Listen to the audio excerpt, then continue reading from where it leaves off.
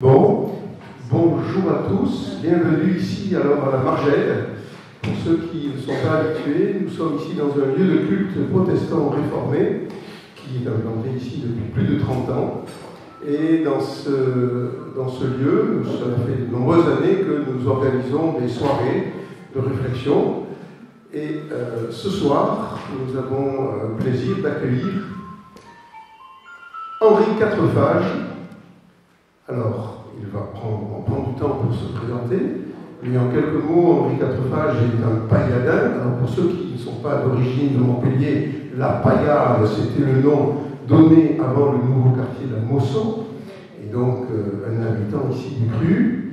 Et voilà, je développerai un peu plus après, sous forme de questions, un peu les choses. Et donc, Henri qui est actuellement président départemental de l'UFOLEP, un petit peu ce que c'est que l'UFOLEP, ici sur l'Hérault. Voilà, donc c'est intéressant parce que Henri a écrit un ouvrage qui s'appelle Coïncidence, un quartier, un métier, un engagement. Et je trouve intéressant qu'on puisse entendre ce témoin de l'évolution de la paillade et du quartier Mosson depuis plus de 40 ans.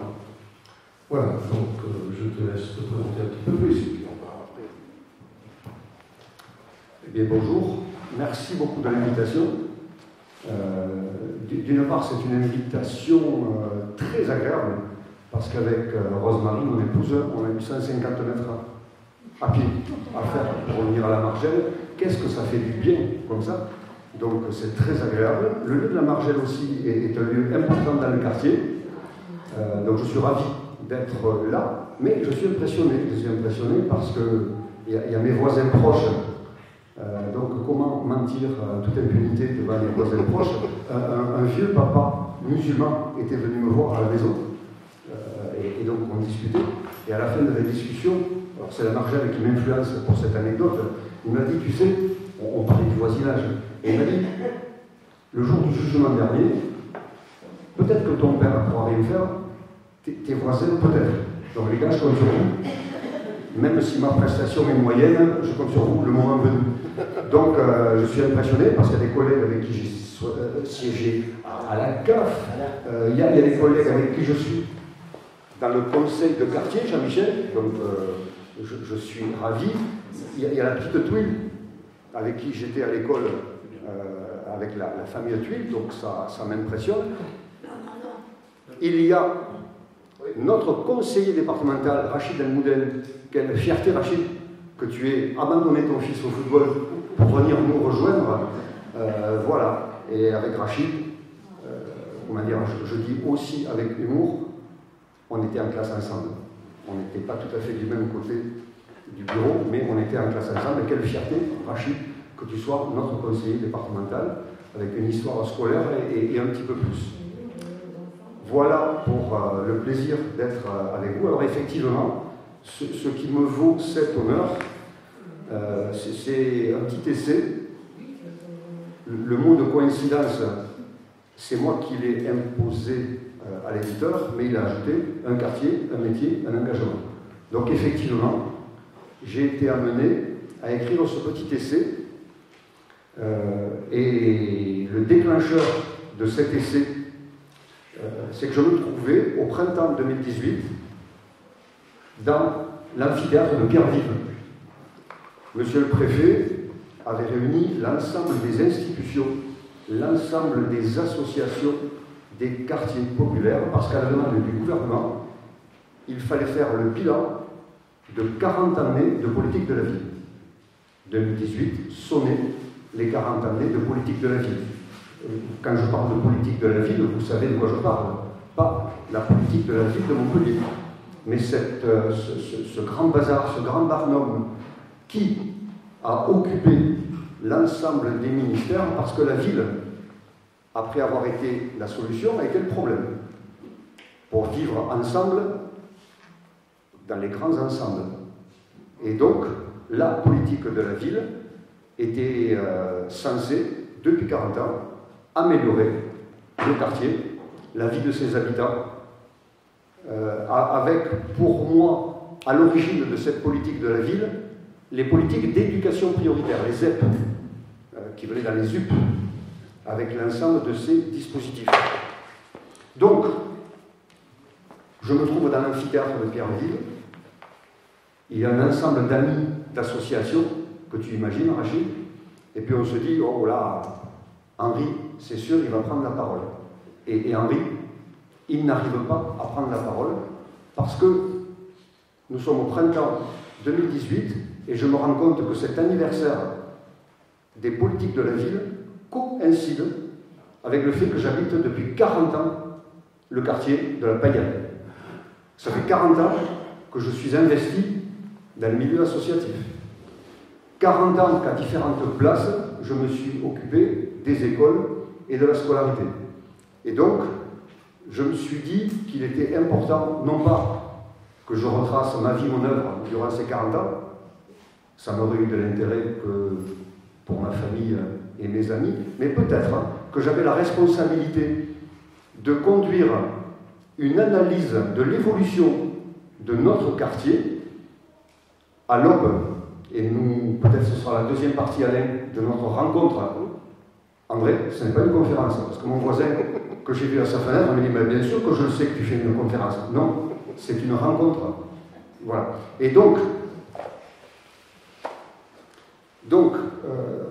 ces 40 années coïncidaient avec tous ces engagements-là, puisque j'ai réalisé la prouesse d'habiter successivement à Heidelberg, à Barcelone, à Oxford, sans quitter la Paillade. C'est-à-dire, et là j'en dirai un mot, Alain, si tu en es d'accord, c'est peut-être la figure de l'instituteur que j'ai été, un métier qui n'existe plus, quoique, qui m'a fait habiter successivement dans les logements de fonction de la Paillade. Donc, me voilà sur cette coïncidence-là de ces 40 ans, et je me suis dit qu'il fallait absolument, et quand je nous vois dans cette salle, je pense que le moment venu, l'âge venu, à part les petits jeunes qui sont là, je pense que l'obligation de transmettre est impérative. De même que laisser, sinon de la place, du moins laisser la place le moment venu. Et donc, j'ai entrepris un écrit, on va dire, sur les 3 domaines de ces coïncidences-là, de ces 40 ans dans le quartier. Il y a ma vie d'habitant dans le quartier, il y a mon engagement associatif, et il y a mon engagement dans les écoles. Et donc, sur ces 3 domaines-là, j'ai eu envie de retracer un petit peu ce qu'il en était aujourd'hui de la Paillade. En 2018, les projets de rénovation urbaine allaient bon train, et aujourd'hui, ce sera donc, je le disais, certainement la deuxième partie de notre rencontre, se prépare un projet de rénovation urbaine réputé, une nouvelle fois, améliorer, modifier notre quartier. J'y crois à chaque fois. La tour d'Assas, vous le savez, va disparaître en septembre 2024. Des transversalités différentes vont s'organiser. Une école va être construite plutôt à l'intersection de la Paillade et de Malbosc, pour un des points sur lequel il y aura peut-être notre discussion. Le but serait de favoriser la mixité sociale, qui me semble être un défi d'importance pour l'égalité des chances de nos gamins qui sont dans les écoles. Je ne sais pas si je vous apprends quelque chose en vous disant que le collège des Escoliers de la Mosso, qui est tout proche, est un des seuls collèges sans restauration scolaire à midi. Voilà. Chaque fois, il n'y a pas de proposition de restauration scolaire pour les enfants. Chaque fois que je le dis, j'en suis surpris moi-même. C'est comme ça. Alors, comment il faut? Votre question tombe à point nommé, madame l'ancienne représentante des parents d'élèves, ils montent au garé. Voilà. Ce qui fait que des parents qui viennent... pardon? Pas de restauration. Il n'y a pas de cantine. pas de cantine. Ça résonne. Oui. Pardon. Il n'y a pas de cantine aux Escoliers de la Moselle. Voilà, donc il me semble que pour réussir un projet de rénovation urbaine, pour atteindre des objectifs ambitieux d'équilibre du quartier, de renforcer la mixité sociale, le bien-être des habitants, la réussite des enfants, l'accès de tous à la formation, à l'emploi, ben ça vaut le coup quand même de faire un état des lieux. Et donc, je me suis autorisé cet état des lieux. Ce n'est pas un boulot universitaire, j'en aurais été incapable. Encore une fois, ce n'est pas l'historique de mon engagement, mais c'est un point de vue en 3 points. D'abord, j'essaie de situer le lien que j'ai avec le quartier, c'est la première partie. La 3e partie, je parle du lieu, et j'ose, parce qu'au départ, ce n'était pas prévu pour être édité. C'était pour une diffusion auprès des animateurs de l'UFOLEP dont a parlé Alain. Dans la 3e partie, bien, je fais mon footing, enfin je faisais. Depuis 2 ans, j'ai la hanche gauche qui me pose un petit problème. Mais sinon, eh bien, je raconte un petit peu en faisant mon footing ce que je vois du quartier et le souvenir que j'ai. Par exemple, quand je passe près de la caserne des pompiers, et je me rappelle de Patrice, que j'avais en classe, qui est devenu pompier, il voulait devenir professeur de dinosaures. Bon, pompier, c'est pas mal aussi. Voilà. Et je circule dans le quartier, même quand la hanche ne me faisait pas mal, quel plaisir, parce que je connais beaucoup de monde, d'avoir une attitude civile, de saluer, d'engager un bout de conversation, mais aussi de me reposer, parce que effectivement, à 68 ans, les jambes commencent un petit peu à peiner. Donc voilà, la première partie, c'est le lieu, la 3e, c'est... non, la première partie, c'est le lien, la 3e, c'est le lieu. J'aime bien le lien et le lieu. Ça qualifie bien ma présence dans le quartier. Le lien, pour moi, est premier. Et des fois, quand nous avons des discussions avec Rosemarie sur l'évolution du centre commercial, sur les déchets ou les poubelles qui sont ici ou là, le lien est tellement important pour moi. Croiser un visage connu, quelqu'un que j'ai eu en classe, ou ses parents, c'est tellement important que j'en oublie le lieu.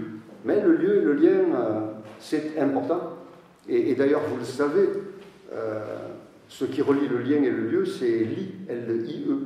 Et la finale, le U et le N, quand on les conjugue, ça fait 1. Donc, le lieu et le lien, ça fait 1. À l'inverse aussi, on se retrouve nu, mais c'est une autre histoire. Donc voilà, le lieu, le lien m'intéresse, et c'est la première et la 3e partie, et donc j'attends votre question. Et la 2e partie, ben, la 2e partie, c'est le trait d'union. Et pour moi, le trait d'union, c'est une conviction que j'ai depuis l'origine de mon métier instituteur, comme dans mon engagement associatif dans les mouvements de jeunesse et d'éducation populaire. Pour moi, le trait d'union, ce sont les animateurs de l'association que je préside, formés, qualifiés. Ce sont les instituteurs qui sont devenus professeurs des écoles. Pour le coup, l'appellation instituteur est libre, et donc je traite les animateurs qui sont dans notre quartier d'instituteurs, au sens qualificatif du terme.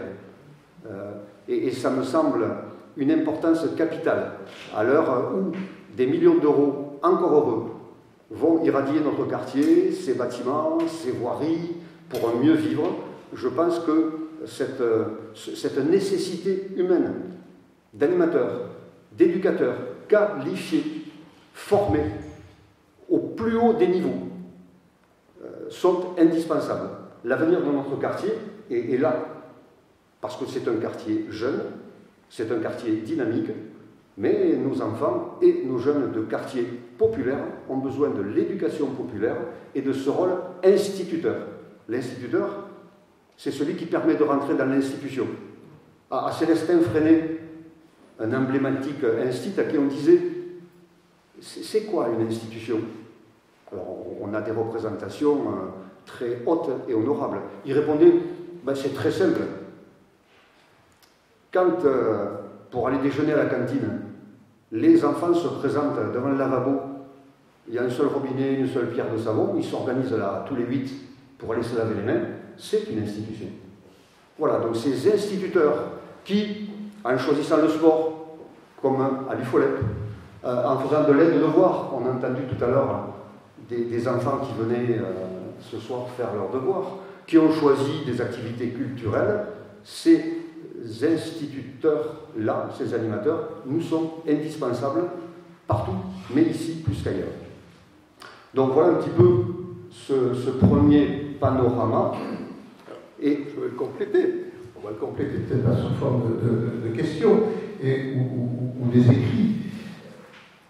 Engagement de Henri, reconnaître et respecter les parents, soutenir la mission de l'école, favoriser le débat et la prise de parole, permettre l'accès au sport, à la culture et aux loisirs dans un cadre associatif d'éducation populaire porté par des animateurs instituteurs hautement qualifiés. Voilà mon programme, voilà mon engagement politique, voilà ma campagne électorale, ma profession de foi pour convaincre sans vouloir être élu. Je sais bien que voilà, tu complètes. L'élu, c'est Rachid, et j'en suis fier.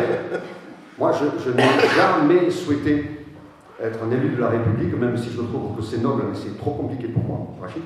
En revanche, mon programme politique, ben voilà, je crois très très fort à cet engagement politique. Et cette remarque dans le livre, c'est parce que peut-être en rencontrant, désolé, d'anciens jeunes, on dit, ben, mais pourquoi tu n'as jamais fait de politique?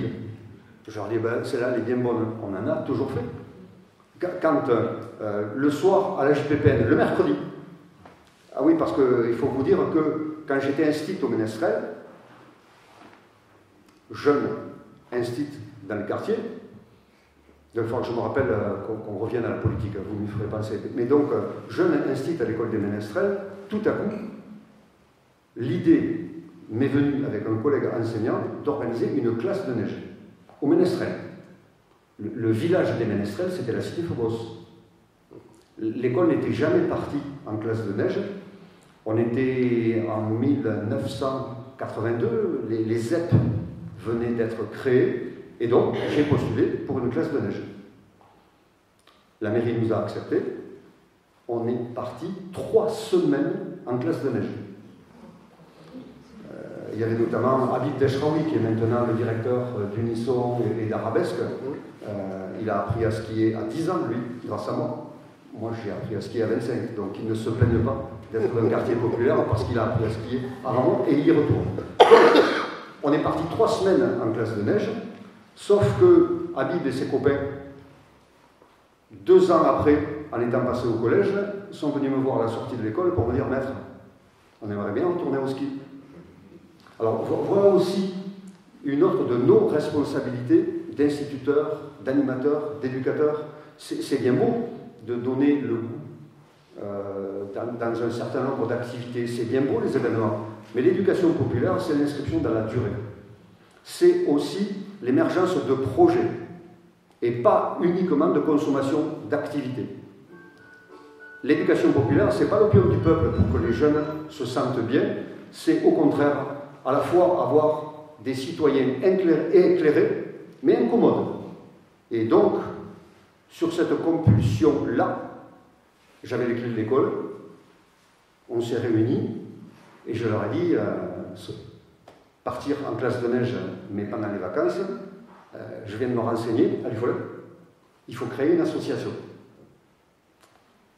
Il faudra lui donner un nom.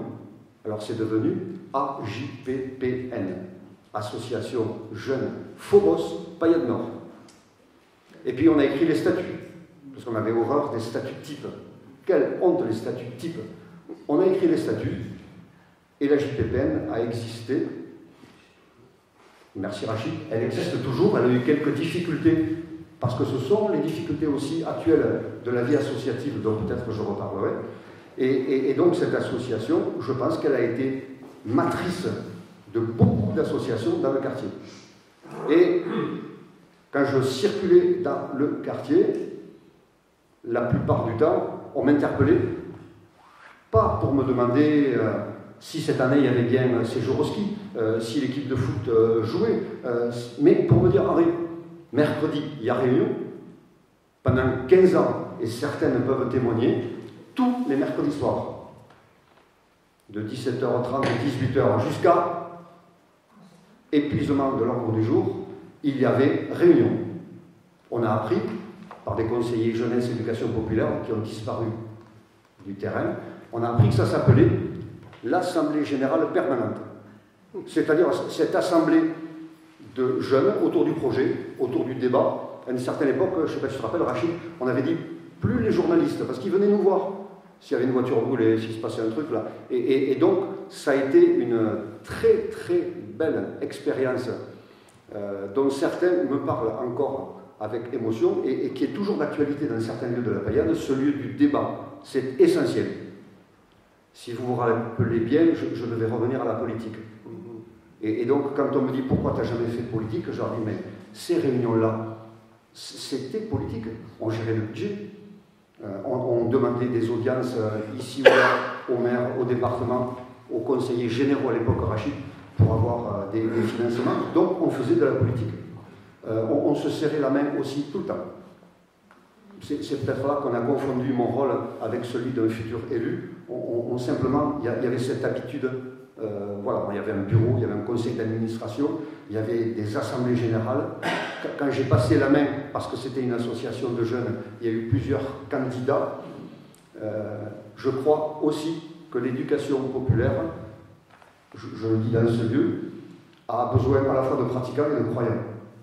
C'est-à-dire oui à la pratique de la vie associative, mais oui en croyant dans l'émancipation que sont les instances de la vie associative, avec une assemblée générale où il y a un rapport d'activité, où il y a un rapport moral, où on vote, avec un conseil d'administration, avec un bureau qui mène les choses. Et je pense, je ne veux pas ternir le tableau, mais je pense que l'évolution de la vie associative dans notre quartier, et globalement, notre quartier n'est pas indépendant de ce qui se passe dans le monde. Mais parfois, il y a une sorte de focale excessive un petit peu. Je pense que le mouvement associatif, les politiques ne sont pas exempts de responsabilité, sont un petit peu instrumentalisés. Et donc, on a tendance à proposer de l'activité, à consommer de l'activité, plutôt que d'être dans cette dynamique de projet. L'exemple, sans jargonner, c'est le passage de la subvention à la prestation. Je ne sais pas si vous êtes tous informés de cette distinction. Une subvention, c'est quoi? Eh bien, c'est une association qui a un projet et qui donc va solliciter de l'argent public pour mettre en place son projet, parce qu'il lui semble que ce projet a de l'ambition sur le vivre ensemble, sur la qualité de vie, sur la promotion de l'art, du sport, de la culture. Et donc, cette demande de subvention va circuler dans les méandres d'une collectivité, et puis la collectivité va dire oui, non, pas sur ce montant, va attribuer donc une subvention pour que l'association mette en place son projet. Elle rendra ensuite des comptes. C'est tout à fait d'actualité. Mais insensiblement, les subventions ont tendance à être remplacées par de la prestation. La prestation, c'est pas tout à fait pareil. C'est une collectivité qui, n'ayant pas la possibilité d'assumer ses projets avec ses propres troupes, dit qui serait prêt à s'investir, à donner des troupes pour faire ce projet-là. Et donc, quelques associations, à la fois pour vivre et pour avoir de l'activité, répondent à cette prestation et donc vont accomplir cette prestation et si ce n'est pas trop bien fait, il y aura des pénalités. Mais dans le trajet, qui va être le référent de la subvention? Ce sont les élus de l'association qui portent le projet. Qui va être le référent de la prestation? Les professionnels de l'association. Aucun anathème, aucune critique. Moi, je ne donne ni leçon, ni bon point. Je dis simplement qu'il y a un glissement qui se voit dans notre quartier par le déséquilibre entre des associations très professionnalisées, dont nous avons besoin. Et il faut l'appuyer complètement, donc je ne critique pas. Mais le déséquilibre est créé entre ces associations professionnelles et des associations de proximité qui ont un projet, qui font vivre les activités. L'importance est dans cet équilibre. Des associations où les bénévoles puissent se retrouver et qui sont effectivement un peu plus incommodes que les associations professionnelles qui dépendent de la prestation. L'équilibre est important. Il est en danger, cet équilibre-là. Comme doit être maîtrisé cet équilibre, doit être maîtrisé aussi des espaces de débat. C'est pour ça que c'est admirable, Alain, qu'on ait ce moment-là. Franchement, mon petit essai n'a que ce but. Le débat, le débat, le débat. Le débat associatif, par exemple, pour vous donner une idée de l'évolution. Quand la JPPN est créée, c'est le milieu, début des années 80, les associations, suite à un incident de violence dans les quartiers, décident de se retrouver les premiers vendredis de chaque mois à 20h30 dans le quartier. La Margelle à l'époque, de même que la paroisse Saint-Paul, donc le curé et le pasteur, sont dans les bagages de cette coordination avec le secours populaire, avec la boutique d'écriture. Et c'est la JPPN qui, pendant 10 ans, va mener cette coordination des associations de bénévoles. Donc on se réunit un peu comme nous ce soir, le vendredi, plutôt à 20h30. 30 ans plus tard, la coordination des associations de la Paillade est devenue le réseau associatif et institutionnel pailladais. Franchement, fabuleux. Mais, quelle évolution! Ce réseau associatif et institutionnel se réunit, lui, aussi une fois par mois, mais plutôt le mercredi matin à 10h, sur du temps de travail. Franchement, tout à fait honorable. Mais vous voyez un petit peu l'évolution. Voilà, donc il me semble qu'il ne faut pas perdre ce lien avec le quartier et les forces un petit peu dynamiques et bénévoles. L'équilibre, comme toujours, me semble important à maintenir, à conserver. Alors, dans l'ouvrage que tu as commis, cette partie, le lien, moi je l'aurais presque appelé les liens, tellement ils sont nombreux. Et tu as eu 3 métiers, à mon avis, c'est ce que j'ai repéré, effectivement, qui constituent une source de réseau, puisque tu as été donc instituteur, tu l'as dit, ensuite coordonnateur de ZEP, donc des zones d'éducation prioritaire, d'abord sur Montpellier et ensuite sur l'ensemble de l'Hérault, et puis 3e partie professionnelle, qui a été effectivement chef de service éducation dans la ville de Montpellier, en charge voilà, chef de service éducation de la ville de Montpellier, donc en charge effectivement des personnels intervenant dans les écoles, etc. Voilà, peut-être que tu peux développer un peu plus sur ce parcours-là. Donc j'ai d'abord été instituteur. Je disais tout à l'heure, ce métier n'existe pas. C'est pour ça que moi je l'annexe et je qualifie les animateurs d'instituteurs. Ça remet un petit coup de pression, mais ils sont instituteurs. C'est eux qui permettent aux enfants et aux jeunes de rentrer dans l'institution en organisant un match de foot, en organisant un jeu, en organisant la table pour aller déjeuner. Ils instituent, ils sont instituteurs. Ce métier n'existe plus. Les instituteurs sont devenus professeurs des écoles. Très bien, tant mieux. Ils étaient cadre B, ils deviennent cadre A, très bien. Ils sont mieux payés, mais pas encore assez, très bien. Mais ce qui m'a beaucoup intéressé, sur lequel je me suis j'ai essayé d'approfondir, qu'est-ce qui s'est passé du passage d'instituteur à prof d'école? Il s'est passé quelque chose qu'il me semble, on n'a pas trop analysé. L'instituteur était un fonctionnaire logé. Regardez bien cette façade de la mairie de nos villages. 4 panneaux. En bas à gauche, la salle de classe. En bas à droite, le secrétariat et la salle du conseil, et qu'est-ce qu'il y a à l'étage? L'appartement de l'institut. Voilà. Donc l'instituteur était un fonctionnaire logé. C'est pour ça que nos écoles à la Paillade gardent un bout de bâtiment les 4-5 logements qu'il y avait. Au détour de l'an 2000, franchement, j'ai jamais su qui était responsable, si c'était la poule ou si c'était l'œuf, mais au détour de l'an 2000, il y avait très peu d'instituts devenus profs d'école qui habitaient le quartier. Donc la municipalité, les municipalités n'étaient plus astreintes à construire des logements adossés aux écoles, et l'institut devenu professeur d'école n'était plus un fonctionnaire logé. Franchement, quelle audace aurions-nous d'obliger un prof d'école de l'assigner à résidence? Les instituts, ils habitent où ils veulent. Mais c'est une réalité. Et une réalité peut-être pour nous, l'analyse de notre quartier. J'ai essayé, j'en parle un petit peu dans le livre, j'ai essayé de faire une analyse un petit peu en prenant cette figure de l'instituteur comme personnalité, cadre moyen dans nos quartiers. Ça n'appartient pas qu'à la Paillade, et voir l'évolution. En 1980, j'ai pris la photo de tous les instituteurs qui travaillaient à la Paillade en vérifiant où est-ce qu'ils habitaient. Eh bien, dans les années 80, 75% des instituteurs et institutrices qui travaillent à la Paillade, 75% habitent à Montpellier. Et la moitié à la Paillade. 45 logements de fonction à la Paillade. Les instituteurs ont l'habitude de se marier entre eux, pour beaucoup.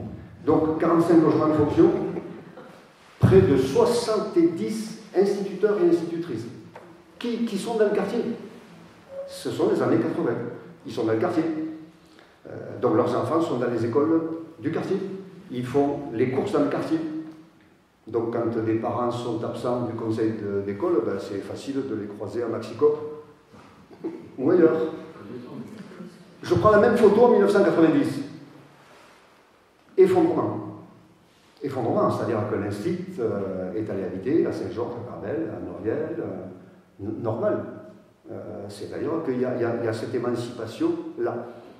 Mais le renouvellement est terminé, c'est-à-dire de jeunes instituts ne viennent plus dans le quartier. L'an 2000, ben, vous savez ce qu'il en est.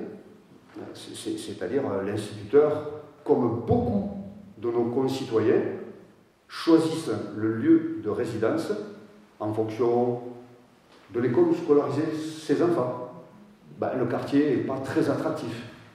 Et ça, c'est un peu schizoïde. Parce qu'être enseignant et se dire que peut-être on ne mettrait pas ses enseignants dans sa classe, franchement, c'est douloureux pour un enseignant. En tout cas, à l'an 2000, l'instituteur est parti du quartier, il vient travailler le matin, il repart le soir, il est tellement mieux formé que l'institut que j'ai été avec son bac +2 à l'école normale, qui n'a aucun reproche à faire. Mais c'est une donnée sociale de nos quartiers qui me semble important de prendre en compte. La politique de la ville y a pensé. Et s'apercevant que ces instituteurs avaient disparu, a inventé quelque chose de formidable. Les adultes relais. Les adultes relais. C'est un poste, un emploi aidé, ça s'appelle adulte relais. Donc, j'ai écrit un essai, et je raterai ma carrière d'humoriste, mais je crois qu'il y aurait beaucoup à faire sur les adultes relais. Comment peut-on imaginer que nous tous, adultes, nous ne soyons pas des adultes relais à demander à un gamin de ne pas jeter les papiers par terre, de ne pas s'asseoir sur une voiture. On est tous des adultes relais. Eh bien, il a fallu quand même, dans nos quartiers, puisque être adulte relais, quelles sont les qualifications exigées? Il faut être sans emploi et avoir plus de 30 ans. Et habiter le quartier. Voilà les qualifications. Il y a des gens admirables. Franchement, je me laisse tenter par un petit peu d'humour.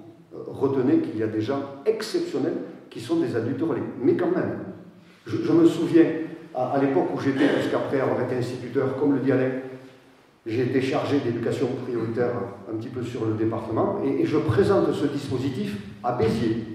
Une responsable associative, Katia, je me rappelle de son prénom, et je leur dis avec enthousiasme, face à la difficulté pour les associations de maintenir les emplois, de trouver des financements. Je leur dis, il y a un truc extraordinaire, ça vient de sortir, il faut être les premiers. On vient de créer des postes d'adultes relais, allez-y parce qu'il n'y en aura pas pour tout le monde. Et Katia me regarde et me dit, Henri, c'est formidable, adulte relais. Dès qu'on invente le métier de voisin de palier, tu viens nous voir. Voisin de palier aussi, c'est bien. Voilà, donc, vous voyez aussi qu'il y a de la détresse et que seul l'humour peut sauver notre désespoir. En tout cas, j'ai été, comme l'a dit Alain, instituteur avec beaucoup de bonheur et de plaisir. Je suis sorti de la classe, j'ai eu un poste de cours de rattrapage intégré qui ne m'a pas plu du tout. C'est-à-dire que j'accueillais des enfants nouvellement arrivés en France et qui maîtrisaient mal le français, mais j'avais plus de classe et je les avais que entre eux. Or, pour apprendre à parler français, il faut être ensemble, quoi. Donc ça ne m'a pas plu du tout. Et après, j'ai été attiré pour être coordonnateur de ZEP à Montpellier, puis sur le département. D'où l'anecdote à Béziers. Ça m'a permis aussi de sortir un petit peu de la paillade et voir ce qui se passait à l'Odève, à Béziers, à Lunel. Il y a un proverbe africain que j'aime bien, et souvent on n'en cite que la moitié. On prétend que pour élever un enfant, il faut tout un village. Celle-là, elle est connue. Vous savez la suite? La suite du proverbe africain, c'est que pour connaître un village, il faut être partie du village. Donc je suis allé faire un tour à Béziers. C'est intéressant de voir comment les mêmes problèmes étaient traités différemment ou pas. Et puis, j'ai rarement sollicité des postes, mais c'est le hasard, ou les coïncidences. Voilà, les coïncidences qui ont voulu que je rentre à la mairie de Montpellier et que je sois enfin employé municipal, puisque j'étais chef du service éducation.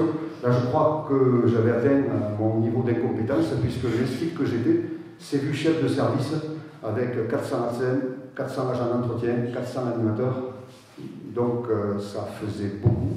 J'ai gardé, notamment avec les agents d'entretien, avec les animateurs, des relations encore qui sont fabuleuses, parce que je pense que je continuais à être instituteur. Et d'ailleurs, le directeur général des services n'était pas très content, parce qu'il pensait qu'un chef de service devait être au bureau en permanence, et moi j'étais sur le terrain en permanence. Le bouquet final de ma carrière à la mairie a concerné l'évolution du rythme des enfants. Je l'ai organisé avec l'élu de l'époque, Jean-Louis Gély, avec passion, et je crois que c'est un formidable recul en arrière que d'avoir arrêté cette évolution des rythmes de l'enfant. Je vous rappelle ce qu'il en était. À l'heure actuelle, le résultat de nos enfants, des élèves, en France, est au niveau du Mexique. Les enquêtes PISA, nous sommes au niveau du Mexique. Nos journées scolaires sont les plus lourdes pour une année scolaire avec beaucoup de vacances. À cause de la semaine de 4 jours. Donc, c'est ça. Donc, c'est François Peillot qui avait été à l'initiative. Il y a eu, sur la base unanimement reconnue des chronobiologistes, il y a eu la réforme des temps de l'enfant. L'idée était de raccourcir la journée scolaire et donc de rogner 3 quarts d'heure chaque soir, lundi, mardi, jeudi, vendredi, de rogner 3 quarts d'heure, et ces 4 fois 3 quarts d'heure, c'est-à-dire 3 heures, les scolariser, les enfants, le mercredi matin. Quelle révolution! C'est-à-dire que tout à coup, les enfants, et notamment ceux de notre quartier,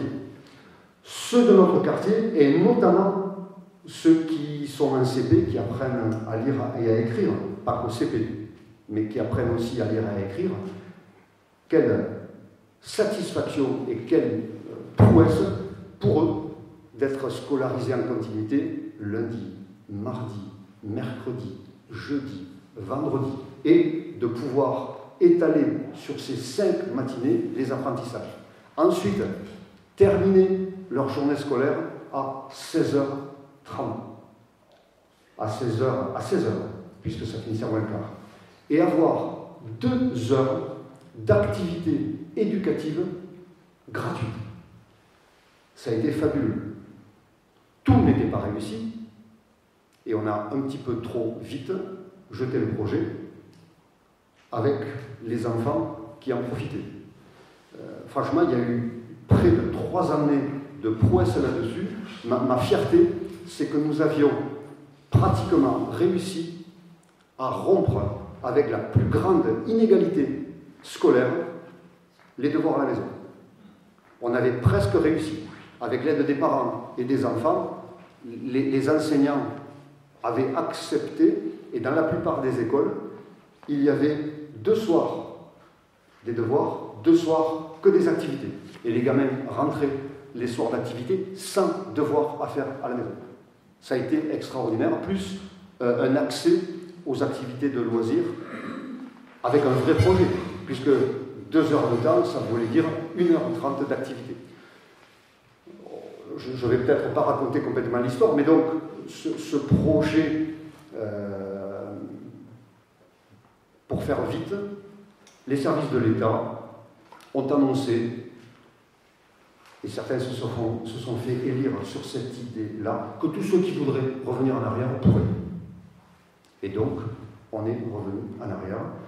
Et donc, d'un trait de plume, les enfants sont revenus à leur semaine de 4 jours, aussi lourde qu'avant. Je pense que c'est un recul historique et qu'il faudra revenir. Il me semble que de mémoire, c'était le seul moment où l'enfant avait été réellement au centre du dispositif et de son rythme. C'est-à-dire on était passé sous l'exigence légitime des enseignants, qui sont plutôt des enseignantes, qui n'habitent plus le quartier où ils enseignent, et donc venir le mercredi, c'est un aller-retour de plus.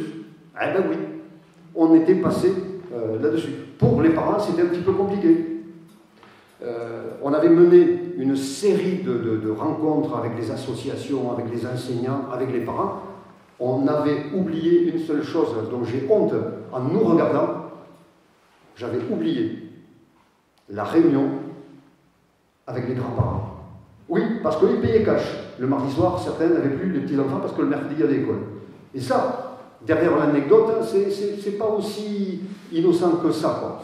Dans nos quartiers, il y a peut-être moins cette génération des grands-parents, mais quand même, ça aurait compté dans la bascule, et je pense que les grands-parents auraient pu nous aider à dire, tant pis si on les a pas le mardi, mais franchement, c'est trop important. Donc voilà, j'ai terminé donc ma carrière ville de Montpellier, j'avais pile poil l'âge de partir à la retraite, à l'époque c'était 62, et j'ai pas supporté effectivement ce retour brutal. Et je suis donc à la retraite, très investi dans la vie associative. Il y a comme ça des coïncidences à faire. Je suis instit, et la coïncidence associative, c'est une association de quartier, la JTPN, qui est liée à l'école. Je deviens coordonnateur de ZEP, l'association que j'aide à créer, qui existe toujours.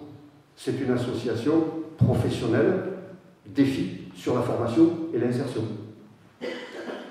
Quand je suis ville de Montpellier, mon militantisme est plutôt sur APS 34, l'association de prévention spécialisée, qui est une association plus institutionnelle, menée par le département.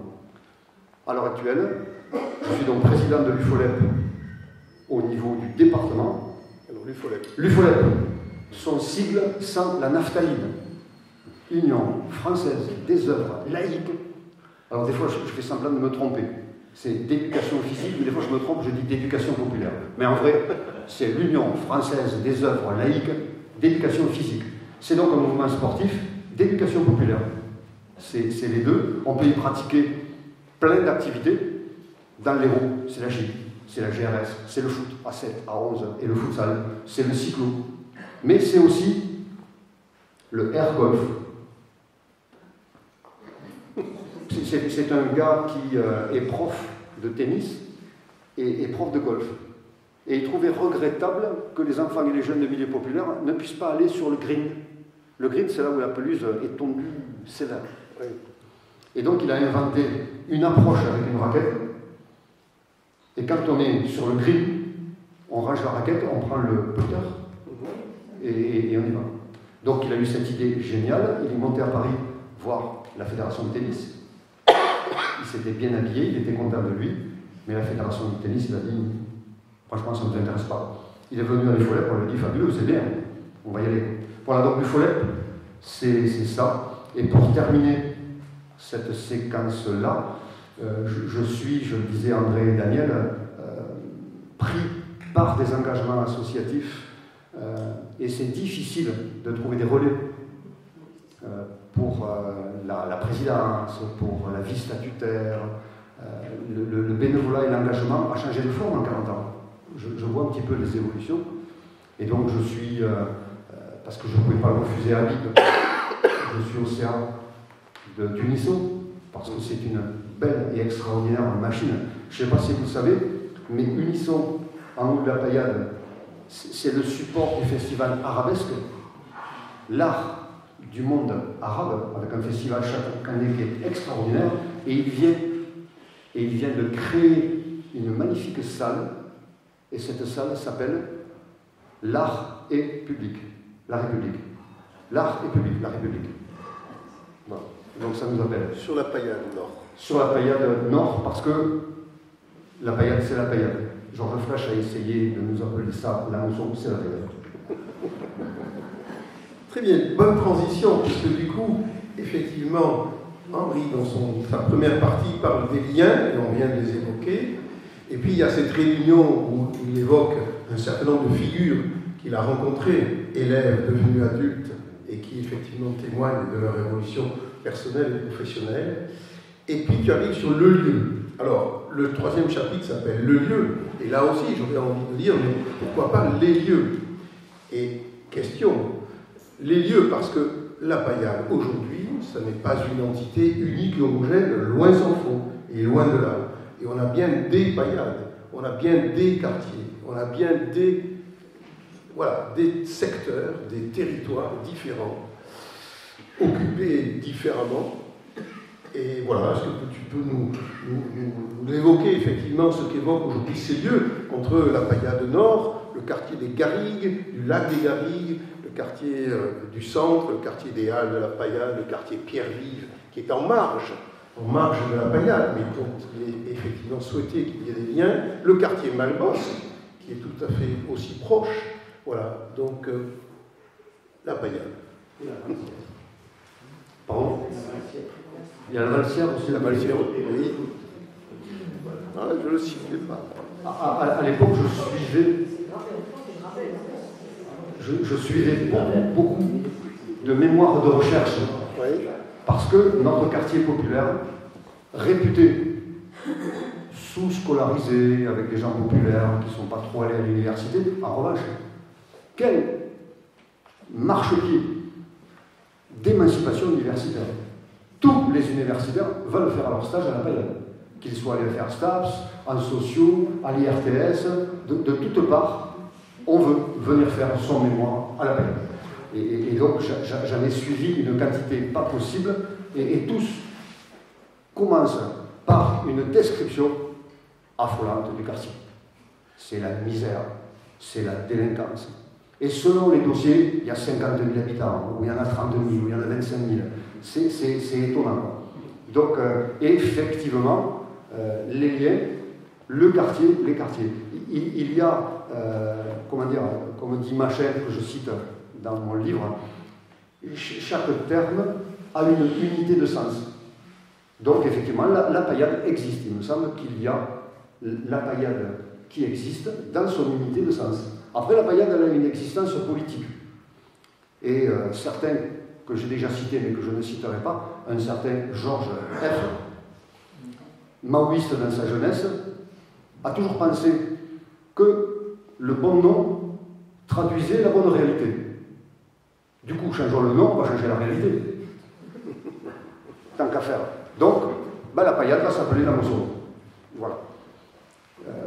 Ça résiste, ça a résisté. Donc, l'appellation officielle, c'est qu'effectivement, il y a 3 entités, les Hauts-de-Massanes, la paillade, celle neuve, qui constituerait la mousson. Ça, c'est la version officielle, mais ça résiste à la paillade. Maintenant, je me demande, alors que je ne suis pas un fanatique de foot, je ne le suis que par respect pour mes deux garçons qui aiment ça, donc je suis l'activité, je pleure avec eux pour le 6-1 à Nice, avec un ancien de la paillade qui est allé marquer contre son camp. En tout cas, il y a des lieux symboliques qui permettent de maintenir la paillade. Donc dans les tribunes, entre deux insultes, on crie « ici c'est la paillade ». Et s'il n'y a plus de terrain de foot, il n'y aura plus ces lieux symboliques-là. Donc il n'y a plus de panneau qui indique la paillade et il n'y a plus ces lieux symboliques pour scander « ici c'est la paillade ». Quand on vient de Montpellier ou d'ailleurs, qu'on soutient le club et on crie « ici c'est la paillade ». Ça manque pas de charme, même si c'est ambigu, parce que le foot, notamment avec ce qu'on a vécu au mois de décembre dans le quartier, avec le drame du gamin qui a été fauché par le chauffard, voilà, le foot au Qatar, franchement, c'est pas... voilà. Mais quand même, quoi. Donc tu as raison, il y a plusieurs sous-quartiers, et c'est vrai que le coin des Gémeaux, c'est pas pareil que l'Uranus, le Mail, c'est pas pareil. Donc il y a comme ça des sous-quartiers, c'est, je crois, à peu près la taille de 7.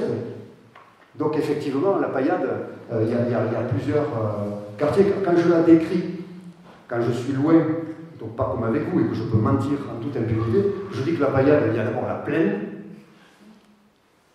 qui est la paillade d'origine, avec son marché, avec l'URSSAF, vous savez, qui est devenu maintenant l'espace Gisèle Halimi, et qui est un haut lieu de la démocratie, du renouveau démocratique. On en reparlera peut-être du renouveau démocratique. Et donc, le bas de la paillade, avec le terrain de foot encore, avec la piscine, avec sa tour d'Assas, qui ne survivra pas à l'année 2024, c'est une certaine situation. Mais là aussi, il y a plusieurs entités. Et puis il y a les coteaux. J'habite sur les coteaux. C'est un quartier plutôt de villa. C'est aussi une autre forme d'habitat des deux côtés de l'Europe. Et après, il y a le plateau, les Hauts-de-Massanes, avec les 5 tours qui ont disparu et un projet encore de rénovation. Donc, tu as raison, il y a plusieurs quartiers. C'est peut-être pour ça. Le quartier d'ici, c'est quoi? Ici, c'est plutôt la paillade. On est à la paillade et c'est le quartier, le Saint-Paul. On a tendance à dire Saint-Paul, puisque c'est le nom du centre commercial et c'est le lieu où on retrouve à la fois l'église Saint-Paul et la Margelle.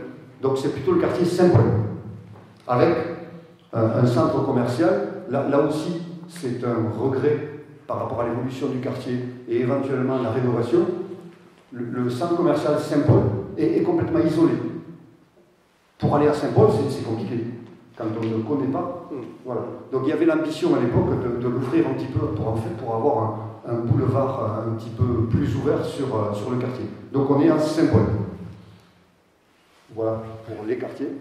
Et un petit témoignage aussi de ce qu'il écrit à propos de tous ces universitaires qui font l'objet, enfin qui viennent chercher. On le cherche, on le traque, on le veut cet habitant, on lui veut tant de bien, on le veut dans les médias. Il apparaît parfois sous les traits d'un habitant symbolique, plus habitant qu'un habitant. Il a autrefois habité le quartier, il le représente maintenant et siège pour lui au Conseil citoyen. On le veut à l'école où sa présence conditionnerait la réussite de ses enfants. On le veut tel qu'on le veut dans sa tenue, dans ses propos, reconnaissant de tout ce qu'on a fait pour lui. Mais au fait, l'habitant existe-t-il? Bien de cette parole. Je remercie Jean-Michel, on a parlé de renouveau démocratique aussi, c'est intéressant. Nos quartiers populaires, comme les autres, mais un petit peu plus que les autres, ont cette préoccupation du renouveau démocratique. Quelle complexité! Sous ton contrôle, Jean-Michel, nous avons des comités de quartier qui sont réputés structurer l'engagement des habitants de façon autonome. À côté de ces comités de quartier, nous avons des conseils citoyens qui ont le statut associatif et qui sont plutôt menés par les services de l'État. À la Paillade ou à la Mosso, nous avons 2 conseils citoyens, un en haut, un en bas. Nous avons ensuite un conseil de quartier. Et ce conseil de quartier, où nous siégeons avec Jean-Michel, est plutôt piloté par la ville de Montpellier. Donc c'est un imbroglio et une complexité pour avoir l'expertise d'usage des habitants qui désarçonne un petit peu. J'avoue m'être présenté au conseil de quartier, un petit peu sollicité par l'élu du quartier, Véronique Brunet, qui est une amie, qui m'a dit « Henri, tu es dans plein d'associations, tu habites le quartier, présente-toi ». J'ai accepté, sans risque. Un huissier devait tirer au sort les représentants. Franchement, même le vendredi 13, on va chercher des trucs à gratter avec parcimonie, donc être tiré au sort quand même. J'ai été tiré au sort. Et ma petite tendance complotiste m'a fait arriver à la première réunion en disant « Bonjour, pas le nom de l'huissier, mais j'ai donc été tiré au sort. » Pam sur le bec, oui, j'avais été tiré au sort. Mais la raison était particulière. Plus de place que le candidat. Voilà, donc c'est aussi, je le dis avec humour, encore une fois, c'est pour soigner mon désespoir, mais il n'y a pas un engouement extraordinaire à aller à 18h30 représenter le quartier et discuter avec les élus, même si ils nous traitent avec une amitié, une bienveillance et un soin étonnant. Voilà. Ça questionne aussi notre démocratie représentative, qui ne peut pas être mise en question, mais quand même. C'est-à-dire qu'on a, comme tu disais, mon petit texte, on le cherche, cet habitant, on le veut. On le veut, parce qu'on a besoin, peut-être, d'un supplément de légitimité dans l'action publique et la rénovation du quartier. Monsieur posait la question, où on est ici, c'est bien le quartier Saint-Paul.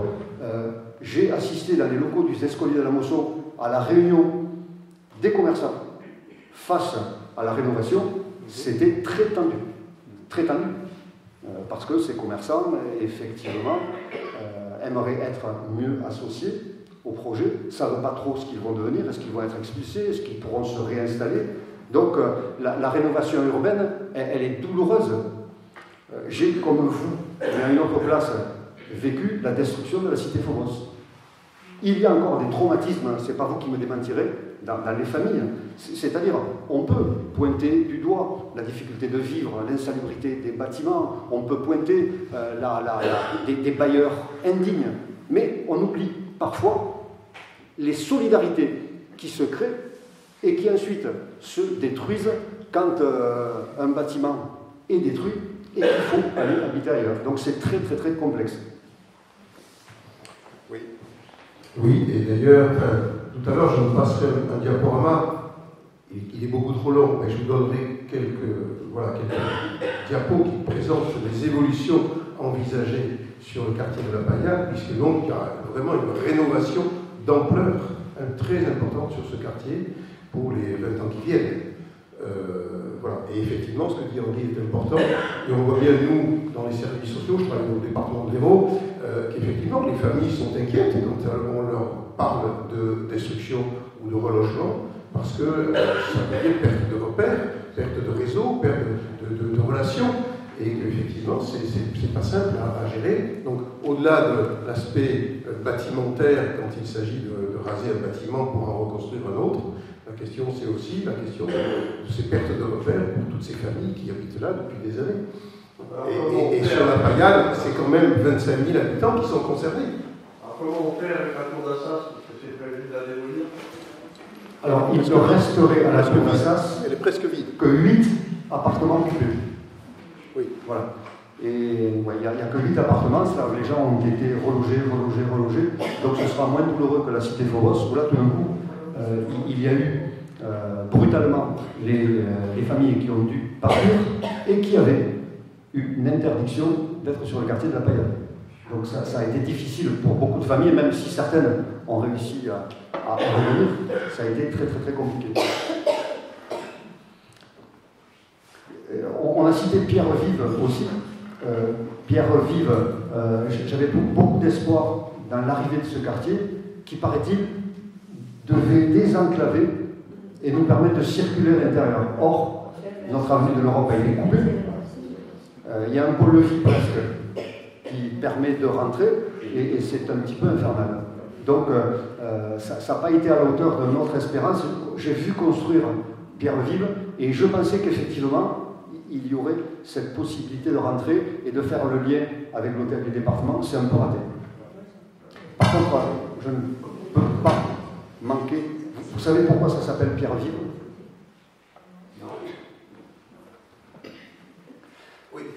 Oui, ce serait, je ne vais pas vérifier, dans le tiers livre de Rabelais, Rabelais dit à un moment donné, je ne construis que pierres vives, ce sont hommes. Voilà. Donc, un être très cultivé, avec qui j'étais en réunion au moment de trouver le nom, a fait cette proposition. Pourquoi ne pas appeler ce lieu Pierre Vive? Bon, l'histoire... On n'a pas entendu, pas compris l'explication. Alors, c'est avec, comment dire, des termes moyenâgeux. Ça s'appelle Pierre Vive. Donc, il faut un S à Pierre, puisque ce n'est pas un prénom, et une majuscule à Vive. Je ne construis que pierres vives, ce sont hommes. Je ne construis que des pierres vives, parce que ce sont des hommes. Voilà. Voilà. Non, là, c'est éventuellement, si vous rentrez en retard ce soir, à table, ça vaut le coup de dire, est-ce que vous savez seulement pourquoi on dit pierre vive? Voilà. Moi, je pense que j'ai beaucoup parlé, Alain, et qu'à part monsieur, il n'y en a pas beaucoup qui ont pris la parole. On peut? Eh ben, Alain, tu es d'accord? Bien sûr. Merci. Merci pour cette présentation très intéressante. Et je voulais d'abord dire que j'ai beaucoup aimé le passage que tu fais de subvention à prestation, et il m'est venu en tête un nouveau métier. Tu parlais aussi d'instituteur, donc je voulais te poser la question, que veut dire pour toi ce nouveau métier de médiateur? Pourquoi est-ce qu'on a besoin de médiateur? Peut-être que ça t'évoque des choses. Le deuxième point, c'est auquel je pensais, c'est dans nos associations. Je pense qu'il y a une vraie responsabilité quand on est responsable associatif, à quelque place que l'on se trouve, d'une part de résister à ce mouvement de passage de subvention à prestation. Et pour y résister, ça veut dire qu'il faut qu'on travaille sur la politique de l'association. Si on est juste une association qui reçoit de l'argent pour faire des actions, on ne sera jamais capable de dire non, parce qu'il y a des salariés, il faut les faire travailler, il y a une responsabilité presque d'un glissement vers un chef d'entreprise. Et je pense que si vraiment on arrive à résister à ça et qu'on retravaille sur le projet associatif, non seulement on a une position, alors peut-être je suis un peu optimiste, mais une position qui nous permet de dire non à certaines prestations parce que c'est trop loin de notre projet politique, et ça permet aussi de retravailler le projet politique, de faire venir des jeunes qui sont intéressés plus par le projet politique que par la gestion des subventions ou des prestations. Je l'ai observé. Donc moi, je suis présidente du Centre d'information sur les droits des femmes. On a une action à laquelle on tient beaucoup à la Paillade, qui s'appelle Femmes, Égalité, Emploi, au centre social. Donc je voulais terminer aussi avec le lieu. Parce que on peut développer des actions si on a aussi des lieux dans lesquels on est en sécurité, dans lesquels on peut se retrouver, et dans lesquels on peut travailler avec la participation des habitants. Et ça, je crois qu'on rejoint vraiment les fondamentaux de l'éducation populaire, qui est la co-construction. Et alors, peut-être dernier point, dans tous les groupes dont tu as parlé, il y a un groupe femmes à la Paillade qui existe, qui était un peu tombé en désuétude et qui remarche bien. Et je crois que c'est important de penser toujours à associer les femmes aux usages du quartier, comment elles circulent, quels sont les lieux dans lesquels elles peuvent aller. Et là, j'ai entendu une géographe l'an dernier qui a été invitée par la ville de Montpellier et qui, me semble-t-il, a des idées très intéressantes pour que chacune et chacun trouve une place, quel que soit le quartier dans lequel il vit. Une femme sous l'égide de qui ? De ce que je comprends, on est plutôt dans le système autogestion, autogéré dont Henri parlait. C'est pas voulu par la mairie, c'est les associations qui travaillent sur la paillade qui se retrouvent une fois tous les mois au centre social de la CAF. Voilà, c'était Aline Fauchère, présidente du CIDDF. Voilà, je dis pour la vie. Oui. C'est aussi un sigle imprononçable, il n'y a pas que Follette. Centre d'information du droit des femmes et des familles. Oui. Une autre prise de parole? Oui, Achille Houdet. Monsieur le conseiller départemental, quel plaisir de savoir. Donc merci à Henri d'avoir cité un peu tout ce parcours que je partage énormément, parce que si aujourd'hui maintenant je suis élu, c'est un peu grâce à toi, un peu grâce à la JPPN, ce qu'on a vécu. Tout à l'heure j'ai cité la Valsière parce que, comme ce que je disais au maire de Grabel, que certains de ses conseillers municipaux ne connaissent pas Grabel autant que nous, la Valsière c'était notre terrain de jeu à l'époque de Phobos. Donc on avait notre terrain de foot et on avait notre coin de verdure, on allait se balader, c'était une garrigue la Valsière. Donc il y en a beaucoup qui ne connaissent pas, donc c'est pour ça que je fais ça. Moi j'ai bien aimé, et ce qui m'a interpellé, c'est la désertion des instituteurs de l'école, comme peut-être une façon qui a contribué à cette disparition de la mixité. Ça m'a interpellé parce que je pense que j'avais jamais fait le lien. Et sur le rôle de l'instituteur que tu as décrit, moi de mon enfance et de ton ancien élève, je pourrais rajouter l'instituteur d'avant était celui qui venait à la maison. Chose qu'aujourd'hui, nous avons l'ENT, nous avons Pronote et compagnie. L'instituteur d'avant venait à la maison. Donc c'était un peu... et notamment sur ce que vous avez dit, Alain, sur les plusieurs paillades. Moi, je peux en témoigner, il y a plusieurs paillades, il y a eu plusieurs paillades, et aujourd'hui, il y a encore plusieurs paillades. Mais depuis la destruction de Phobos, où j'y suis né, donc ça fait 48 ans que j'y suis né à la paillade. Bon, là, je viens juste de déménager, mais ça fait plus de 40 ans que je vis à la paillade. Et quand on a subi cette destruction de Phobos, l'adaptation sur différents quartiers, d'autres qui sont partis sur le Petit Bar ou d'autres, mais il y en a qui ont habité en bas de la paillade. L'adaptation a été difficile, comme quoi il y avait d'autres us et coutumes dans tel ou tel quartier. Quoi d'autre, voilà, donc quoi d'autre, je pourrais rajouter merci. Donc je vais vous quitter parce que j'ai un impératif, mais franchement c'est très plaisant et j'espère. Merci à vous. Alors je vais donner le micro plutôt à Madame Dubois. Merci. Hop, trompe de trucs.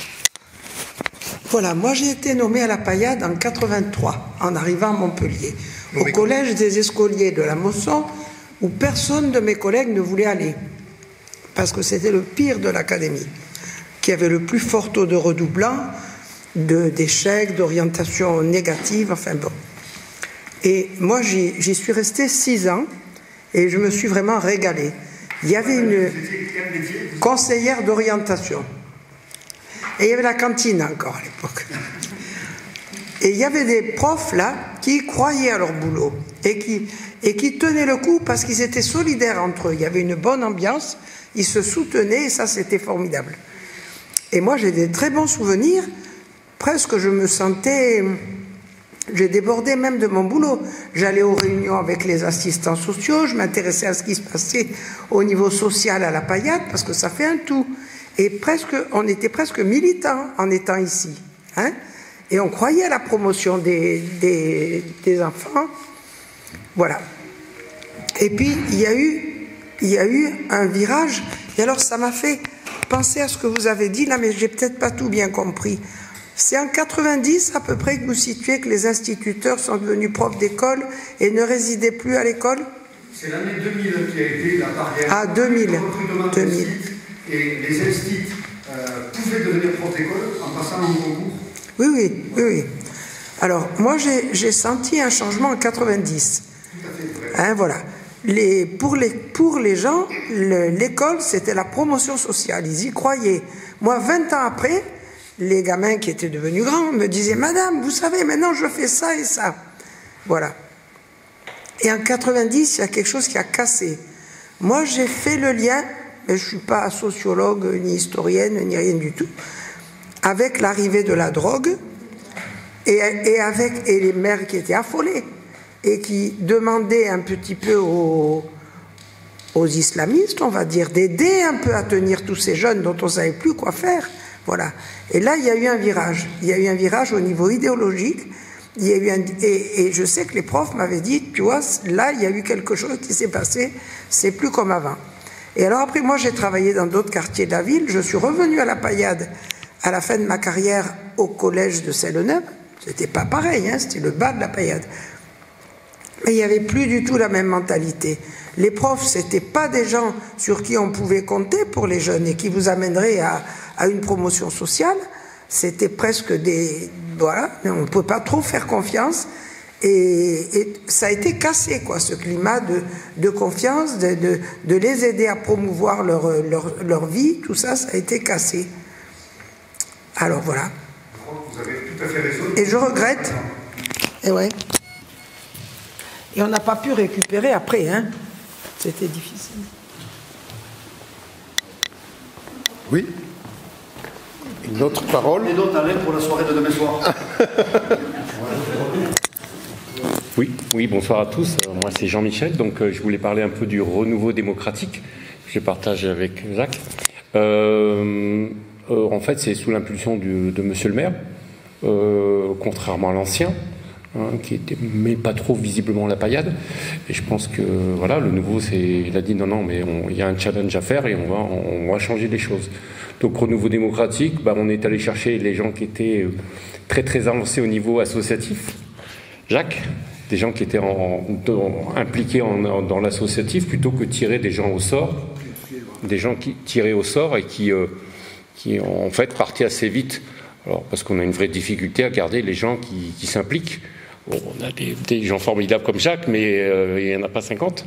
Donc le maire a essayé d'insuffler un nouvel élan, donc en nommant une adjointe, Madame Saint-Martin, Séverine Saint-Martin, qui s'occupe du renouveau démocratique. On commence, ça fait 1 an et demi que c'est commencé, donc on débute. Et la politique, vous le savez, c'est pas simple. Donc on débute, on progresse. On a des gens formidables qui apportent leur savoir-faire, au Massan, les présidents des comités de quartier, qui sont très avancés depuis des années, vous connaissez, des gens qui sont très impliqués, des enseignants comme on en a ici. Mais dans la durée, c'est compliqué. Donc les conseils de quartier et conseils citoyens ont fusionné, sachant que c'est deux choses différentes, même si le conseil citoyen garde siège, continue à siéger, mais on a rassemblé les deux parce que ça améliore les choses, il y a plus d'idées. Et on a des projets chacun. Moi j'ai un projet à côté de Pierre-Vive, mais sur le territoire de la Paillade, parce que Pierre-Vive fait partie de la Mosson aussi. Donc voilà, j'ai interpellé les adjoints pour leur dire voilà, c'est une solution pour que les gens restent sur la Paillade, d'accueillir des gens qui partent de la Tour d'Assas ou d'autres endroits qui seront démolis, de venir sur Pierre-Vive. C'est une respiration, et moi je le vis parce que je suis conseiller immobilier, donc je vois les gens, je vais à la rencontre des gens et il y a un besoin de mixité sociale, il y a du stress, mais on peut améliorer les choses. Et le renouveau démocratique, même si on est toujours impatient, on progresse, ça se développe, c'est pas simple, mais on fait des progrès. Et voilà, il faut garder espoir. Et voilà, on a des gens qui s'impliquent. Et moi, c'est nouveau pour moi, ça fait 1 an et demi, mais on a des résultats, même si on est très impatient. On est très impatient vis-à-vis des politiques. Au départ, j'étais très impatient. Maintenant, je me suis calmé et on avance et les choses avancent. avance, voilà. Et donc on essaye de développer les choses avec des gens qui sont depuis des années très, très impliqués là-dedans, et ça permet de faire le lien avec le politique et surtout de sentir qu'au niveau de Monsieur le maire, moi je ne suis pas du tout, dans les petits papiers de Monsieur le maire, mais on sent qu'il y a quelque chose de positif et qui rejaillit sur la Payade, même si rien n'est facile. Voilà. Les exemples concrets, c'est par exemple, l'exemple numéro 1, c'est au-delà de l'ANRU 2 dont on a parlé, mais ça c'est autre chose, c'est le centre Gisèle Halimi, par exemple. Oui. Là, c'est-à-dire c'est l'URSSAF qui a été racheté par la ville et qui va devenir un centre qui est déjà un centre multimodal et qui va se développer. Alors c'est vrai qu'on voudrait que les choses se fassent en 6 mois, et elles se font en plusieurs années. Mais le principal, c'est d'avancer. Et il y a des choses qui sont développées. Alors je ne connais pas tout, loin de là. Nous, on siège déjà au conseil de quartier, mais il y a plein d'autres choses. Et surtout, il y a une volonté d'avoir une adjointe qui s'occupe de ça, et qui va avoir une équipe qui va se développer, parce que on essaye de faire les choses, ça fonctionne, on continue, ça fonctionne moins bien, on essaye de corriger le tir. Moi, je me suis rendu compte en tant que citoyen que rien n'est simple et que les attentes qu'on a vis-à-vis du politique, elles sont énormes, mais que quand on est dedans, c'est plus compliqué. Voilà. Merci pour cette... Oui, c'est un espace qu'a construit... Je vous montrerai quelques diapos tout à l'heure. Alors, c'est un espace qu'a institué la mairie de Montpellier, où elle regroupe un certain nombre de services, dont le CCAS de Montpellier, la mission locale, un espace numérique, un espace de santé, enfin voilà, il y a un certain nombre de services dans ce grand bâtiment qui a été restauré, et voilà, vous verrez tout à l'heure une diapo où effectivement il y a un certain nombre de services, un peu plus aussi.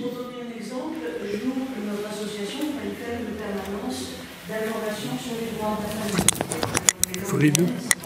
C'est le fil qui tient. Bon. Je veux dire à madame que je suis dans un combat que je mène pour la réinstallation de la cantine scolaire aux écoliers.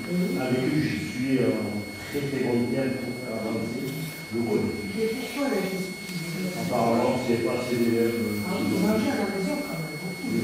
Mais comme aujourd'hui, au département, la mairie, de partout, on essaie de donner une image du bien manger, sainement, avec des aliments locaux, bio. Pourquoi ces enfants n'auraient pas droit? Parce que souvent, ils sont dans la bourse, il y en a qui ne mangent pas, il y en a qui font autre chose que manger, et c'est pas toujours... comment on appelle ça?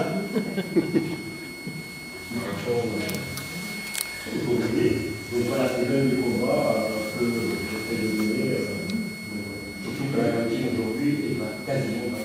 Et les mères ne peuvent pas être.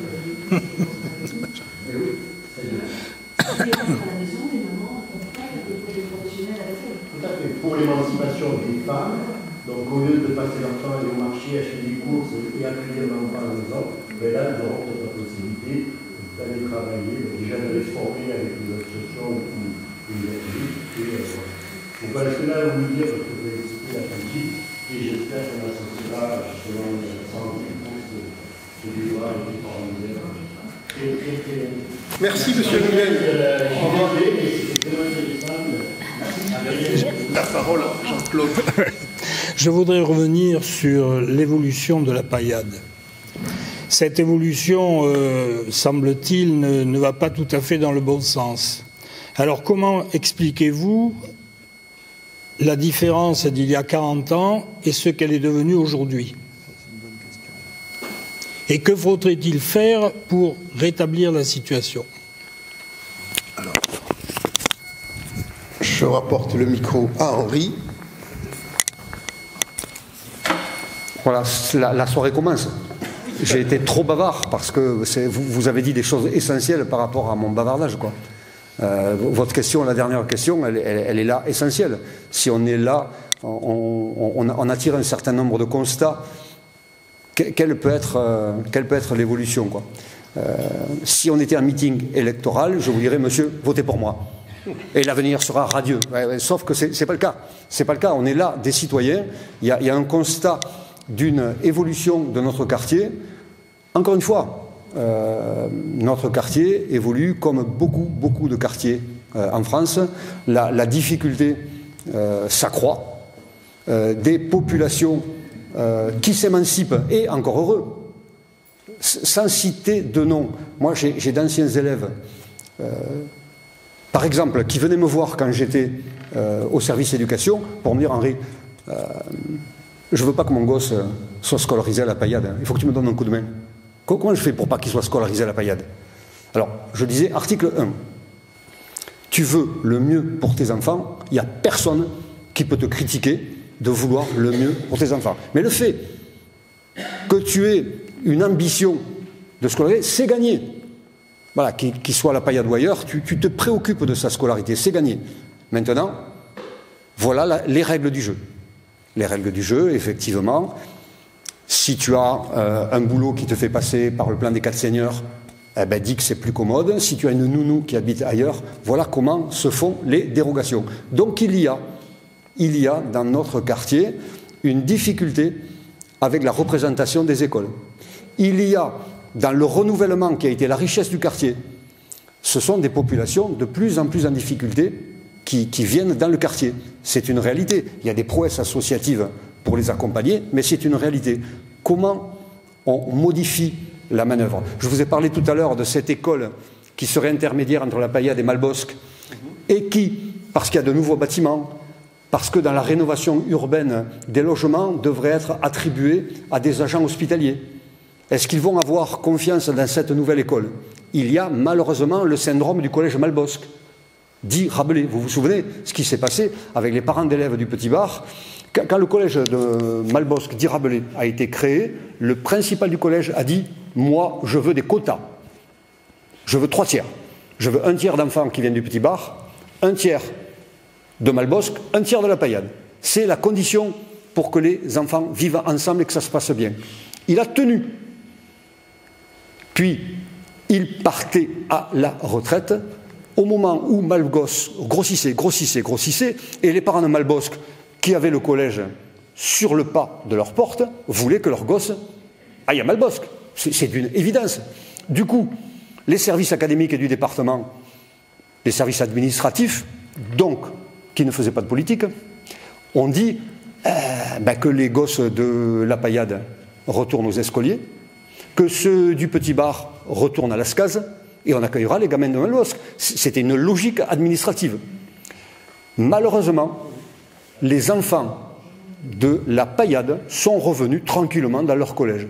Ce sont les parents du Petit Bar, les mamans, qui ont dit « pas question », qui ont bloqué 3 semaines les écoles en disant « il n'est pas question que nos enfants reviennent là-bas ». Donc la mixité sociale, elle a besoin d'un cadre et d'un encadrement. Alors, les solutions, une école intersecteur, c'est pas mal. Peut-être d'oser penser la mixité sociale, c'est pas mal aussi, plutôt que d'avoir une section chinoise pour fixer certaines populations. Mais votre question, elle est douloureuse. Elle est douloureuse parce que elle n'est pas simple, et ceux qui la résolvent sont ceux qui ne sont pas concernés. Aucun des urbanistes qui a construit la paillade n'y habite. C'est un gag là aussi. Hein, voilà, c'est une réalité là. Voilà. Nos enfants, avec Rosemarie, quand je leur dis pour rigoler, j'aimerais bien que ma petite fille soit scolarisée à la paillade, elles me disent ouais, tu sais, on n'habite pas la paillade. Voilà. Voilà. Donc cette question, elle est essentielle.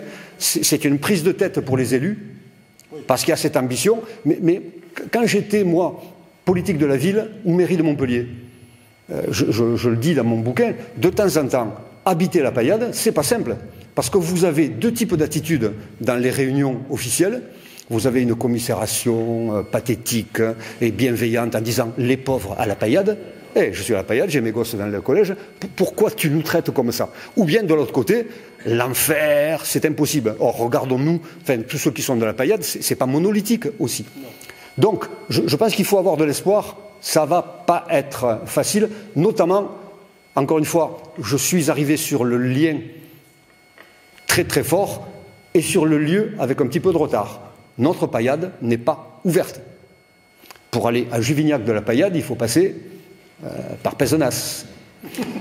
Pour aller à Malbosc, il y a encore les vestiges des barrières.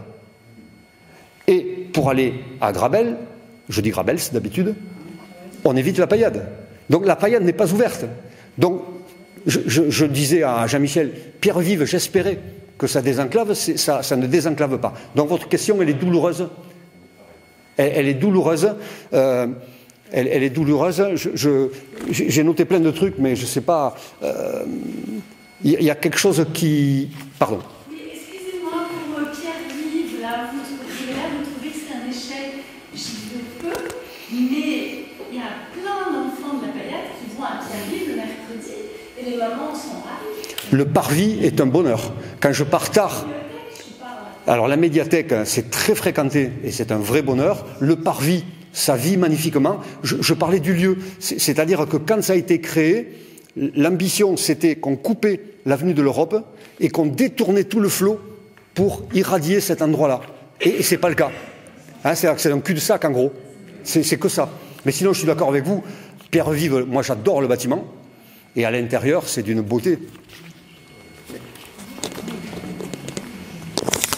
Moi, je voudrais faire quand même une remarque sur Pierre-Vive. L'argent qu'on a mis dans le bâtiment, on ne l'a pas mis dans l'organisation de l'espace. C'est quand même un choix qui a été fait. C'est un bâtiment qui a coûté beaucoup plus cher que n'importe quel autre bâtiment de ce type. Il faut quand même le dire. Il faut appeler un chat un chat. Là aussi, je ne suis pas bon dans ce débat, mais je pense que notre quartier a le droit d'avoir des équipements de première division et pas qu'un stade. Il faut qu'on ait des bâtiments prestigieux. Dans les projets de la démocratie ou du renouveau démocratique, on se disait aussi que si la Mosson avait le même statut que le Lez dans l'image un petit peu, dans son aménagement, dans une maison du fleuve, dans des projets éducatifs et pédagogiques, dans des espaces. Voilà, donc je suis d'accord avec vous, ça a dû coûter un pognon de dingue. C'est vrai, mais voilà. Bon, moi j'ai 200 choses à dire, quoi. Voilà. Madame, Madame la conseillère d'orientation, vous avez raison. Quand vous avez parlé des difficultés de mixité scolaire, ce qui s'est passé autour du lycée Jean Monnet, c'est intéressant aussi. La directrice qui prend le lycée Jean Monnet, elle voulait que des bons élèves. Alors elle voulait ces bons élèves qui venaient du classe de test, elle voulait des bons élèves qui venaient de Lascaz, parce qu'à l'époque, Lascaz, c'était le Rocher de Monaco. Il y avait ce qu'on appelait les classes TGV, et elle avait dit pas la Paillade. Alors que les gosses pouvaient aller à pied, ils ne pouvaient pas aller au lycée. Et c'est quand même le rectorat qui a tapé du poing sur la table, qui a dit ça ne va pas se passer comme ça, il faut que quand même la Paillade puisse y aller, c'est normal, c'est à côté de chez eux. Alors elle avait des tas d'astuces que font dans tous les lycées, ça existe ça. En effet, on fait du chemin, on fait des arts, on fait plein de choses qui sont pour toute la ville, donc on n'a pas la place pour tout le monde. Et ça a été très dur, je ne sais pas maintenant où ça en est, mais il y a une résistance à la mixité scolaire, aussi bien des parents que des enseignants. Oui. Et là, c'était l'administration. Il y a un magnifique bouquin dont j'ai oublié le nom de l'auteur qui s'appelait « Les ghettos de riches ». C'est-à-dire ces ghettos-là qui sont les plus à montrer du doigt. En tout cas, votre analyse, elle me paraît pertinente. Quand vous parlez des années 90, il y a eu certainement une bascule pour une série de situations. Vous avez parlé de votre métier et vous avez parlé de militants. Il y a dans le quartier, et les profs d'école à l'heure actuelle sont militants.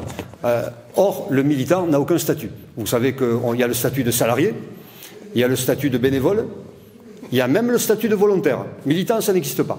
Mais pourtant, vous l'avez dit, votre métier, dans ce quartier-là, il y a deux choses qui étaient nécessaires. Ce petit écart par rapport à strictement les missions qui vous étaient confiées pour lesquelles vous étiez payé, il y a cet écart qui est indispensable. Et ensuite, ce militantisme un petit peu. Voilà. Moi, je crois que c'est très bien vu. Je pense que les dispositifs de l'éducation prioritaire ont connu cette phase militante. Ensuite, il y a la phase institutionnelle. Et le sommet de l'art de cette phase institutionnelle, c'est des moments médiatiques que j'ai du mal à supporter quand un collège se voit retirer l'étiquette ZEP parce que les élèves se mettent à réussir et que les profs font des manifestations pour attester et affirmer que c'est difficile, que les élèves n'y arrivent pas, qu'il y a un absentéisme. Donc vous vous rendez compte la schizophrénie d'être obligé de parler négativement des enfants, des familles, pour obtenir des moyens supplémentaires. C'est compliqué tout ça. Il y a aussi des conditions sociales, politiques, religieuses, qui ont fait qu'en 90, il y en a. Parce qu'il y a eu quand même la drogue, il y a eu les gamins qui se lançaient là-dedans, il y avait l'intégrisme qui s'est installé, qu'on ne connaissait pas du tout. Et là, encore une fois, pour la 10e fois, on appartient au monde avant de s'appartenir. Je crois que les relations entre les générations, il y a des bouleversements en une génération, donc c'est compliqué. Et ensuite, Rachid qui est parti, ça lui renvoyait l'image de l'instituteur qui venait chez lui. Ben oui, pour monter une classe de neige à la Cité Phobos, il a fallu tous les soirs être reçu dans les familles. Et c'est là que j'ai appris mon métier. Mais je vous rappelle que l'instituteur, pas de nostalgie, même si nous vieillissons, mais l'instituteur était un fonctionnaire logé, et dans ses attributions, il devait savoir pourquoi les élèves étaient absents. Et ensuite, je le cite dans mon bouquin, écoutez-moi ça. En 1883, Jules Ferry, qui n'a pas fait que des bonnes choses, mais quand même, un des pères fondateurs de l'école laïque, Jules Ferry, en 1883, écrit à tous les instituteurs une magnifique lettre de 2 pages. J'aimerais la prendre par cœur. J'ai retenu 2 petits passages. En 1883, il leur dit aux instituts, je vous ai demandé de vivre parmi vos élèves pour leur montrer comment vous vivez devant eux.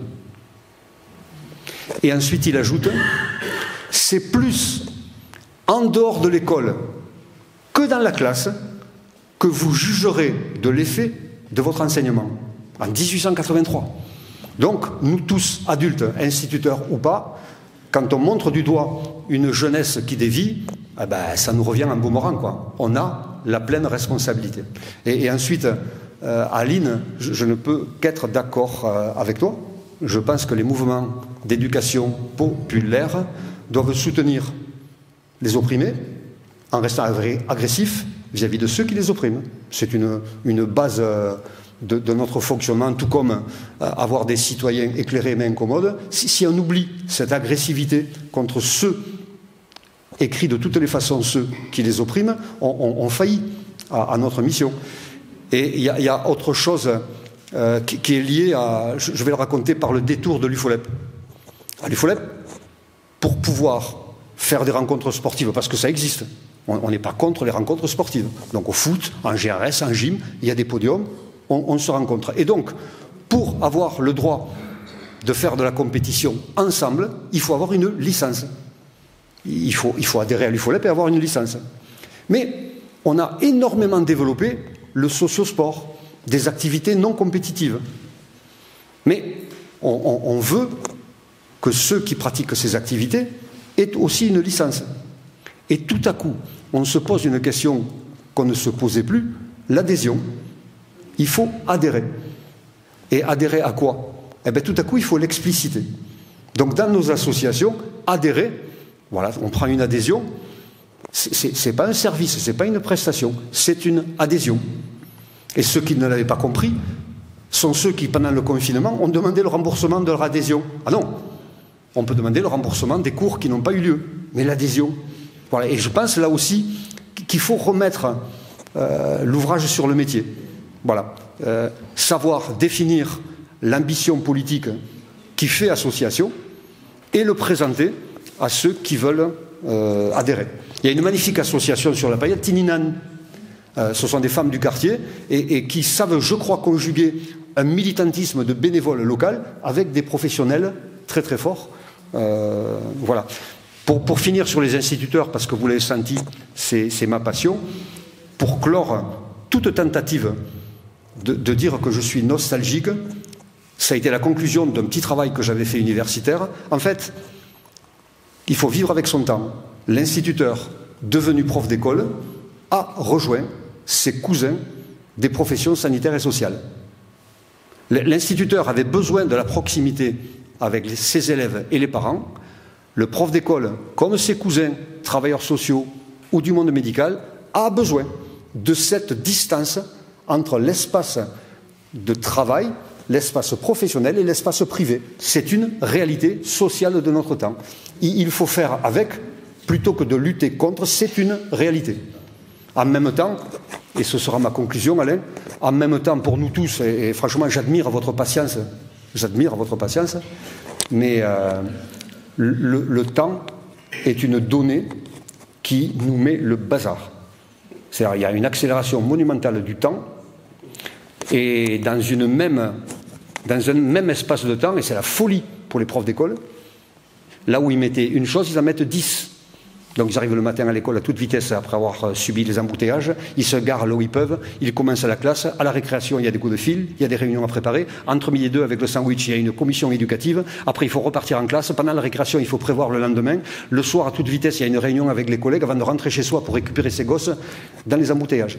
Ce temps-là et ce nombre de professionnels qui viennent dans le quartier et qui en repartent le soir, c'est aussi une donnée de notre quartier.